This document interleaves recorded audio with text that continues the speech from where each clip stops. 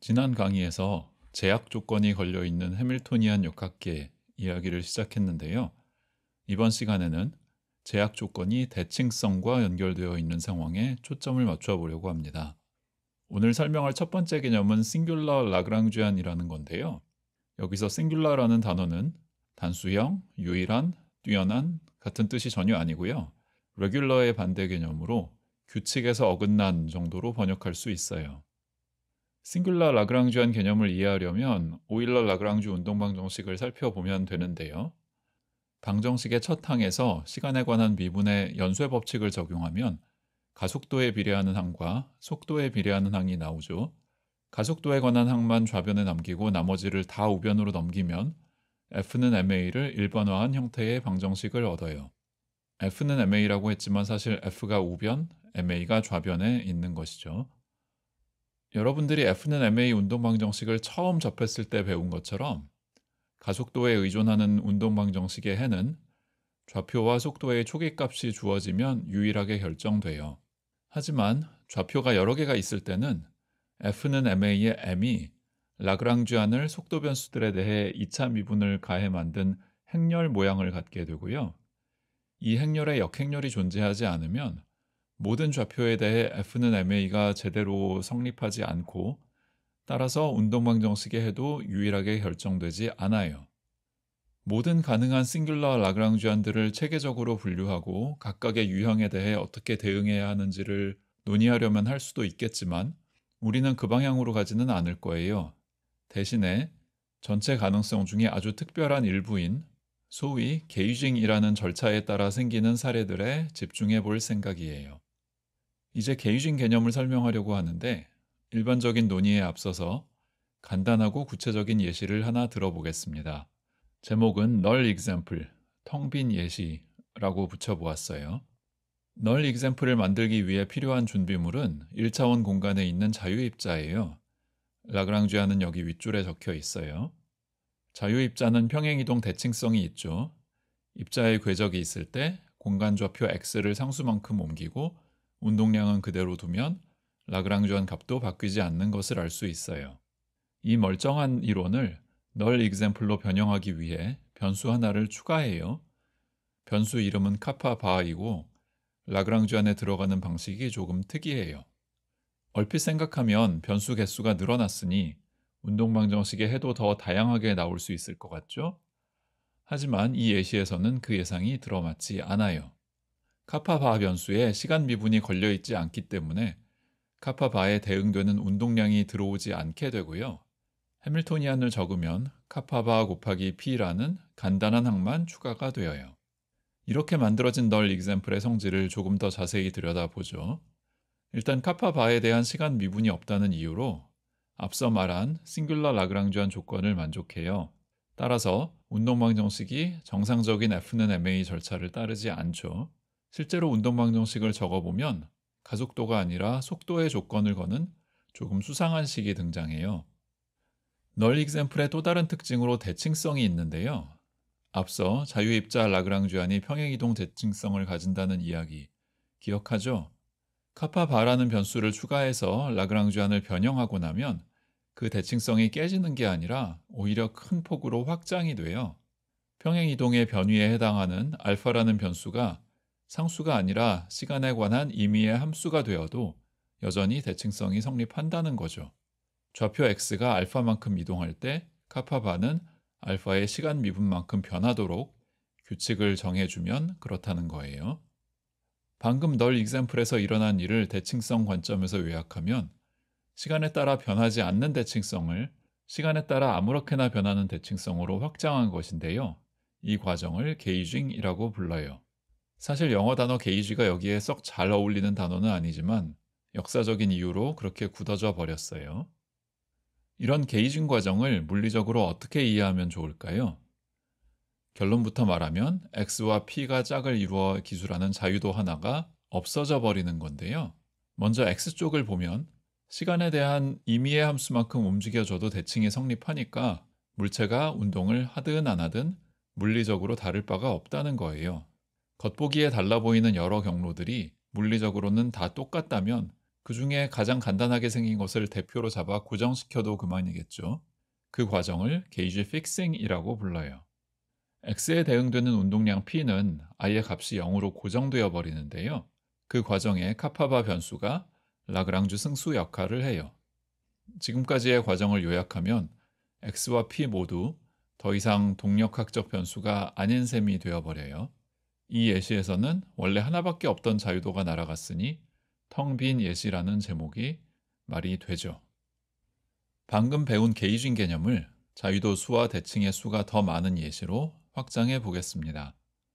동력학 변수 XP 쌍이 여러 개 있는 해밀토니안 역학계에서 출발해요. 거기에 총 K개의 대칭 변환 생성자 파이들이 있다고 가정해요. 각각의 생성자에 미소 변위를 나타내는 매개 변수 알파들을 대응시키고요. 대칭성은 보존 법칙과 연결되는데 간단히 요약하면 해밀토니안과 대칭 생성자 사이의 포화성 브라켓이 0이 된다고 말할 수 있죠. 일반적으로 대칭 생성자들 사이의 포화성 브라켓은 또 다른 대칭 생성자가 될 수 있는데요. 편의상 서로 간의 포화성 브라켓이 0이 되는 경우에 집중하기로 해요. 게이징하기 전의 라그랑주안의 모양은 p 곱하기 x 닷 빼기 해밀토니안 표준 형태를 그대로 따라요. 이 라그랑주안이 대칭 변환에 대해 어떻게 달라지는지 볼까요? 대칭 변환이기 때문에 해밀토니안은 변하지 않고요. 운동량 p와 좌표 x의 변화는 포화성 브라켓의 정의에 따라 계산할 수 있어요. 최종 결과는 상수계수 곱하기 시간에 대한 전미분 total derivative가 되어서 운동방 정식에 영향을 주지 않으니까 역시 대칭성이 잘 성립한다고 말할 수 있어요. 지금부터 게이징 작업을 할 건데요. 첫 단계는 라그랑주 승수 카파 바의 대칭 생성자 파이를 곱해 라그랑주안을 변형하는 거예요. 앞서 널 example에서 봤던 것과 비슷한 일이 벌어지는데요. 카파 바의 대칭 변환이 알파의 시간 미분과 같다고 요구하면 게이징 후의 라그랑주안은 시간에 대한 함수 알파를 아무거나 골라 넣어도 대칭 조건을 만족해요. 전체 동력학계의 위상 공간 위에서 대칭 생성자가 일으키는 변환에 의해 연결되는 점들을 모아서 게이지 궤도, 게이지 오rbit이라고 불러요. 같은 궤도 위에 있는 점들은 모두 물리적으로 서로 구분이 안 된다는 것이 게이징 조작의 핵심인 것이고요. 하나의 궤도 위에 있는 점들이 모두 물리적으로 동등하다면 궤도 하나하나마다 점 하나씩 잡아서 편의상 대표로 삼을 수 있겠죠. 그렇게 궤도를 적당히 잘라주는 과정을 게이지 고정, 픽싱이라고 불러요. 앞서 널 example에서 본 게이지 픽싱을 일반화하는 거예요. 게이지 고정 함수 파이 바 역시 라그랑주 승수 형태로 라그랑주 안에 추가할 수 있어요. 계산의 편의를 위해 대칭성을 깨버리는 거죠. 우리가 지난 시간에 공부한 일반적으로 짝이 잘 맞는 제약 조건 함수들의 집합과 비교하면 게이지 대칭 생성자 파이들과 게이지 고정 함수 파이 바들이 모두 모여서 제약 조건을 완성하는 거예요. 편의상 파이 바들 사이의 포화성 브라켓 역시 0이라고 가정할게요. 이 가정은 꼭 필요하지는 않지만 있으면 계산이 간단해져요. 반면에 파이 바들과 파이들 사이의 포화성 브라켓은 0이 되면 안 되고요. 여기서 C 위첨자 A 아래첨자 B라고 쓴 행렬에 역행렬이 반드시 존재해야 해요. 지금 우리가 가지고 있는 게이지 고정이 된 라그랑주안은 지난 시간에 다룬 일반적인 제약 조건이 있는 해밀토니안 역학계의 범위 안에 있기 때문에 운동방 정식을 디락 브라켓으로 나타낼 수 있어요. 제약 조건들이 파이들과 파이 바들로 나뉜다는 점을 반영해서 디락 브라켓의 구체적인 형태를 적으면 여기 맨 아래에 적은 것과 같아요.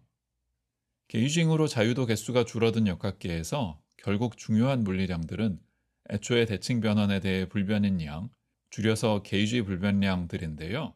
우리가 게이지 불변량에만 관심을 가진다면 사실 디락 브라켓과 포화성 브라켓은 같은 결과를 줘요. 여기서 바로 이어지는 따름 정리로 게이지 불변량의 운동방 정식은 게이지 고정함수 파이 바를 어떻게 골라도 달라지지 않는다는 사실을 알 수 있어요. 우리가 처음에 들었던 널 example, 텅 빈 예시는 게이징 이후에 자유도가 하나도 안 남아서 조금 허무하죠. 그 이후에 일반적인 게이징 설명은 조금 추상적으로 들려서 금방 감이 안 올 수도 있었을 텐데요. 간단하지만 게이징 이후에 자유도가 일부 살아남는 예시를 하나 들어보겠습니다. 2차원 평면 위를 움직이는 입자가 있고 포텐셜 함수가 원점을 중심으로 한 회전 대칭성을 만족한다고 가정해요. 대칭성을 가장 확실하게 드러내는 방법은 평면 위에서 극좌표를 사용하는 것이죠. 라그랑주안 해밀토니안 모두 반지름 좌표 r, 각도 좌표 θ를 사용해 적을 수 있어요. 우리가 게이지 중에 활용할 수 있는 대칭성은 회전 대칭성 하나예요. 그러면 게이지 생성자 phi는 다름 아닌 각운동량이 되고요. 게이지 픽싱 함수는 회전 대칭으로 연결되는 동심원들 위에서 점을 하나씩 골라주기만 하면 되는데, 예컨대 그냥 각도 변수 θ를 게이지 픽싱 함수로 잡아도 되겠어요. θ가 2차원 평면 전체에서 연속인 함수가 아니라는 점이 살짝 신경 쓰일 수도 있지만, 동심원 위에 있는 점 중 대표를 고른다는 게이징의 의미를 생각하면 이 점은 문제가 안 돼요.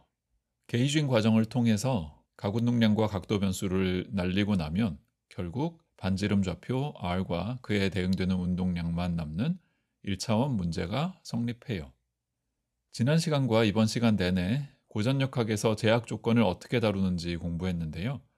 다음 시간부터는 그렇게 제약이 걸린 고전역학계를 양자역학으로 끌고 가려면 어떻게 해야 하는지 천천히 이야기를 풀어나가려고 합니다. 기대해 주세요.